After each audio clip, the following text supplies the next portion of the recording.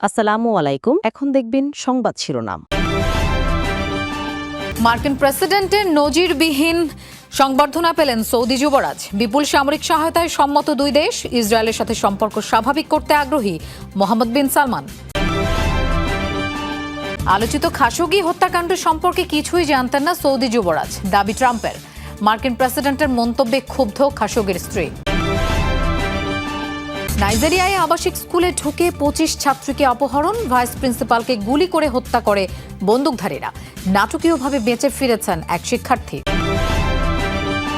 এতক্ষণ শুনছিলেন সংবাদ শিরোনাম, এখন দেখবেন বিস্তারিত। সৌদি যুবরাজ মোহাম্মদ বিন সালমানকে যেন দুহাত ভরে দিলেন মার্কিন প্রেসিডেন্ট ডোনাল্ড ট্রাম্প। F-35 যুদ্ধবিমান ছাড়াও রিয়াদ পাচ্ছে বিপুল সামরিক সহায়তা। ওভাল অফিসের বৈঠকে বেশ কয়েকটি চুক্তিতেও সম্মত হয়েছেন দুই নেতা। সৌদি নেটোর বাইরে যুক্তরাষ্ট্রের সবচেয়ে ঘনিষ্ঠ বন্ধু আখ্যা দেওয়া হয়েছে।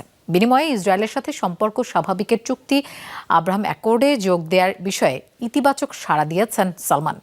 যুক্তরাষ্ট্রে $1 ট্রিলিয়ন বিনিয়োগের প্রতিশ্রুতিও দিয়েছেন তিনি। লাল গালিচা, মার্চিং ব্যান্ড আর মাথার উপর সামরিক বিমানের ফ্লাইপাস্ট, রীতিমতো রাজকীয় স্টাইলে মিত্র সৌদি যুবরাজকে হোয়াইট হাউসে বরণ করলেন মার্কিন প্রেসিডেন্ট। 7 বছর পর ট্রাম্পের উষ্ণ অভ্যর্থনায় ওভাল অফিসে মোহাম্মদ বিন সালমান। বৈঠক পর্বের পর সাংবাদিকদের ব্রিফ করেন দুই নেতা, জানান প্রতিরক্ষা ও নিরাপত্তাজনিত একাধিক চুক্তিতে সম্মত হয়েছে ওয়াশিংটন রিয়াদ, যার আওতায় F-35 যুদ্ধবিমান পেতে যাচ্ছে সৌদি আরব, কিনবে আরও 300টির মতো মার্কিন ট্যাঙ্ক। ভবিষ্যতে সম্ভাব্য পারমাণবিক চুক্তিও স্বাক্ষর করতে পারে দুই দেশ বলে প্রত্যাশা। আমরা এই বিষয়ে একমত হয়েছি, একটা চুক্তি হবে। আমরা তাদের কাছে F-35 বিক্রি করব আর তারা সেটা কিনবে। এটা একটা দারুণ বিমান। যাই হোক, আমরা সেরা সামরিক সরঞ্জাম তৈরি করি, সেরা বিমান, সেরা ক্ষেপণাস্ত্র, সেরা প্রতিরক্ষা তৈরি করি। আলোচনায় উঠে আসে সৌদি ইসরায়েল সম্পর্কের বিষয়টি। আব্রাহাম চুক্তিতে রিয়াদকে যুক্ত করার প্রত্যাশা সম্প্রতি একাধিকবার ব্যক্ত করেছেন মার্কিন প্রেসিডেন্ট। বৈঠকে সে বিষয়ে রিয়াদের ইতিবাচক সাড়াও পেয়েছেন বলে জানান তিনি। মধ্যপ্রাচ্যের সকল দেশের সাথে সুসম্পর্ক রাখার কথা বলেন বিন সালমানও।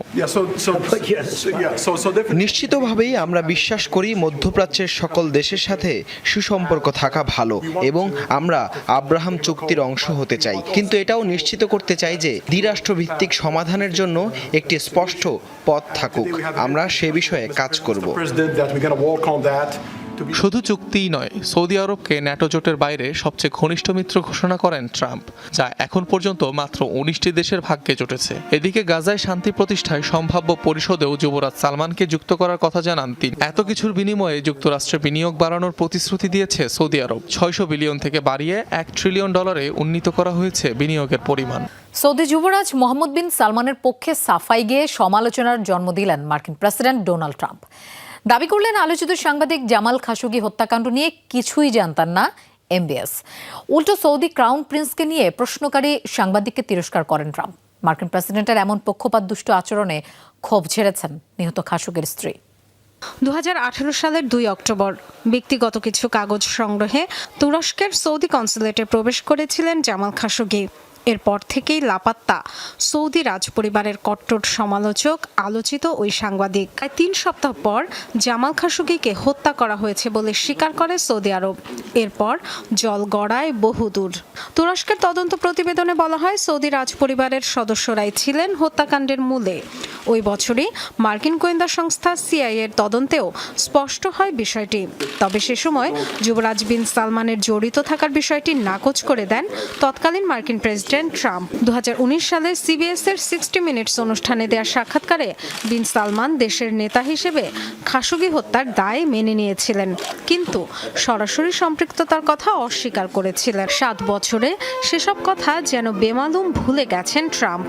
মঙ্গলবার হোয়াইট হাউসে MBS এর সাথে সাক্ষাৎ পর্ব শেষে খাশোগি হত্যাকাণ্ড নিয়ে সাংবাদিকদের প্রশ্নের মুখে পড়েন তিনি। বিন সালমানের সম্পৃক্ততা নিয়েও ওঠে প্রশ্ন। জবাবে সৌদি ক্রাউন প্রিন্সের পক্ষে সাফাই গাইলেন মার্কিন প্রেসিডেন্ট। আপনারা যার কথা বলছেন তিনি বিতর্কিত একজন ছিলেন। অনেকেই ওই ব্যক্তিকে পছন্দ করতেন না। পছন্দ করেন বা না করেন, একটা ঘটনা ঘটেছে, কিন্তু বিন সালমান এর কিছুই জানতেন না। তাই বিষয়টি ছেড়ে দেওয়া উচিত। এই ধরনের প্রশ্ন করে আমাদের অতিথিকে বিব্রত করতে পারেন না।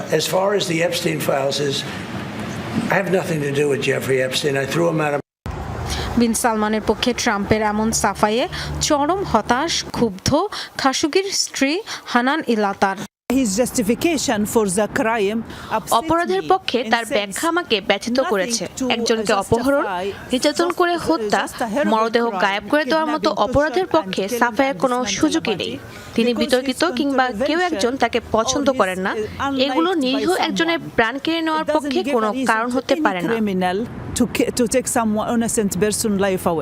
পশ্চিম তীরে ছুরিকাঘাতে এক ইসরায়েলির মৃত্যু হয়েছে, আহত হয়েছেন আরও অন্তত ৩ জন। ইসরায়েলের সামরিক বাহিনীর দাবি, জেরুজালেমের গুশ এরজিয়ন জংশনে এই হামলা চালানো হয়েছে। তবে কতজন হামলায় জড়িত সেটি নিশ্চিত করেনি কর্তৃপক্ষ। এর আগে সোমবার পশ্চিম তীরে ব্যাপক তাণ্ডব চালিয়েছে ইসরায়েলি দখলদাররা। ফিলিস্তিনিদের একটি গ্রামে ঘরবাড়ি ও যানবাহনে ভাঙচুর চালানোর পাশাপাশি আগুন দেয়া হয়। পশ্চিম তীরে দখলদারদের সহিংস আচরণের নিন্দা জানিয়েছেন ইসরায়েলি প্রধানমন্ত্রী বেনিয়ামিন নেতানিয়াহু, যা রীতিমতো বিরল ঘটনা। বলা হচ্ছে ক্রমাগত আন্তর্জাতিক চাপের মুখে অবস্থান বদলাতে বাধ্য হয়েছেন তিনি। নাইজেরিয়ায় অপহরণের পর নাটকীয়ভাবে পালিয়ে বাঁচলেন এক ছাত্রী। সোমবার একটি আবাসিক স্কুলের ভাইস প্রিন্সিপালকে হত্যা করে এই শিক্ষার্থী সহ 25 ছাত্রীকে অপহরণ করে অস্ত্রধারীরা। তবে বাকিদের ভাগ্য এখনো অজানা। আর এই ঘটনায় আতঙ্ক ছড়িয়েছে স্থানীয়দের মাঝে। দেখে পরিত্যক্ত কোনো কক্ষ মনে হলেও একদিন আগেও এটি ছিল ছাত্রীদের পদচারণায় মুখর। নাইজেরিয়ার একটি আবাসিক স্কুল থেকে একসাথে 25 নারী শিক্ষার্থীকে অপহরণের পর এখন খালি পড়ে আছে তাদের হোস্টেল রুম। সোমবার ভোরে নাইজেরিয়ার কেবি রাজ্যের একটি আবাসিক গার্লস স্কুলে আকস্মিক হামলা চালায় বন্দুকধারীরা। এরপর 25 ছাত্রীকে অপহরণ করে তারা। তাণ্ডব চালায় শিক্ষার্থীদের হোস্টেল ও শ্রেণীকক্ষে। শিক্ষার্থীদের বাঁচাতে গিয়ে হামলাকারীদের গুলিতে প্রাণ হারান শিক্ষা প্রতিষ্ঠানটির ভাইস প্রিন্সিপাল। তারা ভেতরে ঢুকেই তার দিকে গুলি তাক করলো। সে প্রাণ ভিক্ষা চেয়েছিল, এরপর কালেমা পড়লো, কিন্তু তারা তাকে গুলি করলো। সে পড়ে যাওয়ার সাথে সাথে তার কাছে ছুটে গেলাম। তাকে স্পর্শ করলে আমাকেও গুলি করা হবে বলে হুমকি দিয়েছিল তারা। অপহৃত 25 শিক্ষার্থীর মধ্যে একজন অবশ্য নাটকীয়ভাবে পালিয়ে বাঁচতে সক্ষম হয়েছেন। বাকিদের ভাগ্য এখনো অজানা। এরই মধ্যে রাজ্যটিতে চলছে তল্লাশি অভিযান। এখনো কোনো গোষ্ঠী অবশ্য হামলার দায় স্বীকার করেনি। জানা যায়নি অপহরণের কারণও। সন্তানদের পরিণতি নিয়ে শঙ্কিত অভিভাবকরা। আমার 2 মেয়েকে অপহরণ করা হয়েছে। গুলির শব্দ শুনেছিলাম, কিন্তু ভেবেছিলাম নিরাপত্তা কর্মীদের গুলির শব্দ। সকালে উঠে মেয়েদের অপহরণ হওয়ার খবর পাই। যথেষ্ট নিরাপত্তা নিশ্চিত করার আগ পর্যন্ত শিশুরা আর এই স্কুলে ফিরে যাবে না। অভিভাবকরা ভীত, এই স্কুল আবার চালু হওয়ার সম্ভাবনা নেই। নাইজেরিয়ায় বন্দুকধারীদের হামলা অপহরণ অনেকটাই নিয়মিত ঘটনা। বিশেষ করে দেশটির উত্তর পশ্চিমাঞ্চলে বোকো হারাম সহ বিভিন্ন সন্ত্রাসী গোষ্ঠী সাধারণ মানুষদের উপর হামলা চালায়, মুক্তিপণের জন্য করে অপহরণ। রুশ প্রেসিডেন্ট ভ্লাদিমির পুতিনের সঙ্গে সাক্ষাৎ করেছেন ভারতের পররাষ্ট্রমন্ত্রী এস জয়শঙ্কর। মঙ্গলবার ক্রেমলিনে বৈঠক করেন এই দুই নেতা। এ সময় আলোচনায় বসেন পুতিন, জয়শঙ্কর সহ দুদেশের প্রতিনিধিরা। দ্বিপাক্ষিক নানা বিষয়ে কথা বলেন তারা। আসন্ন রাশিয়া ভারত সম্মেলন নিয়ে রুশ প্রেসিডেন্টকে অবহিত করেন ভারতীয় পররাষ্ট্রমন্ত্রী। এর আগে দেশটির পররাষ্ট্রমন্ত্রী সার্গেই ল্যাভরভের সঙ্গে বৈঠক করেন এস জয়শঙ্কর। সাংহাই কোঅপারেশনের প্রতিনিধিদের বৈঠক ঘিরে বর্তমানে রাশিয়ায় অবস্থান করছেন ভারতীয় কর্মকর্তারা। রাশিয়ার কাছে প্রায় $44 বিলিয়ন ক্ষতিপূরণ চাইবে ইউক্রেন। চলমান যুদ্ধে রুশ হামলায় দেশটির পরিবেশে বিপর্যয়ের জেরে এই সিদ্ধান্ত দেশটির। যুদ্ধে ব্যবহৃত জীবাশ্ম জ্বালানি, সিমেন্ট, ইস্পাত ও অগ্নিকাণ্ডের ফলে গাছপালা ধ্বংসের জেরে কার্বন নির্গমন বৃদ্ধির কারণে ক্ষতিপূরণ চাইবে তারা। এটি প্রথম কোনো দেশের এমন পদক্ষেপ। তথ্যমতে 2022 সালে রুশ হামলার শুরুর পর ইউক্রেনে 237 মিলিয়ন টন অতিরিক্ত কার্বন ডাই অক্সাইড সহ বিভিন্ন ক্ষতিকর গ্যাস নির্গমন হয়েছে, যা আয়ারল্যান্ড, বেলজিয়াম ও অস্ট্রিয়ার মোট কার্বন নির্গমনের চেয়ে বেশি।